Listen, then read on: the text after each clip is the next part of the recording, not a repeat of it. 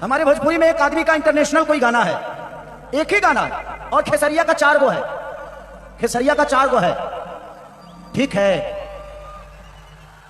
पलंग सगवान के तका तो इनकर 4 गो गाना इंटरनेशनली बाजेला। लोग के एगो बाजेला तो आही आही करता, इनकर 4 गो गाना बाजेला इंटरनेशनल लेवल पर। गाना का नाम सुनो लोग भाई।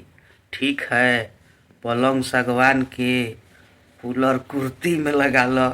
अरे भैया, इंटरनेशनल तो तू छोड़ द, तू बिहार उत्तर प्रदेश होते हुए एगो रास्ता जला दिल्ली के, या जाके एगो माइक लगा के पूछ लिया कोनो से कि कूलर कुर्ती में लगा गाना सुनले बड़ा, तो कही कि ना, ई के ह।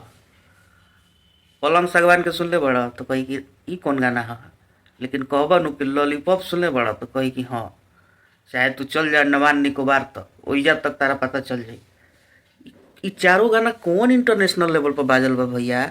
हम तो अभी तक राते से सुनत रही हुई बात, तो हम राते से दिमाग हमार हैंग हो गई बा। दूसर का बात ही कहले बड़न काल के अपने स्टेज शो में कि पिया कड़ा पी ले ऐसे ऐसे हिले लसन, ऐसे ऐसे हिले लसन। तो ई बात के वहाँ जा न तो जोड़ी हलो ना, हमनी के तो जोड़ ले बनी जा। तू जहाँ बोलत रह नु, हमनी के समझ गई जा कहाँ बोल रहा तू। लेकिन भैया तारा से ना ठटाई, वो तो मान लगे तनो ऐसे ऐसे कर ले नु, तो ऐसे ऐसे ना करता तो चिताने गिर जी तो जमीनिया पर, तारा से उठल ना जाए, बुझाई लो। कह रेल दिए, बोल दिए, रेलेंगे करेंगे, का रेल तू क्या बोला, बोले आवेला, बोले आई तब न बोलबो। जरा बोले आवेला बोल दिले बस सब बात, तारा बोलहू ना आवेला। तू बस वह कर सकत रह जन तारा आवेला, बस दोनों हाथ फैला के कमर आगे पीछे कर, बस एकरा से ज़्यादा तारा ना आवेला आ ना तू करे के कोशिश कर। बस ऊ करेला तो ठीक लागेला, बाकी सब चीज़ करेला। तू बोलेला कम हो गेला ज़्यादा, दिक्कत इहे बा।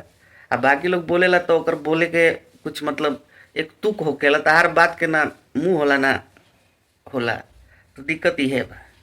बाकी और इनकर बारे में हम क्या बताई। बाकी इनकर 4 गो इंटरनेशनल गाना हम राते से सर्च करत तनी, 4 इंटरनेशनल गाना कि कहाँ कहाँ लंदन में बाजल बा, कि ऑस्ट्रेलिया में बाजल बा, कि थाईलैंड में बाजल बा।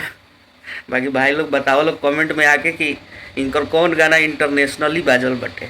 तब तक आती जय भोजपुरी, हर हर महादेव।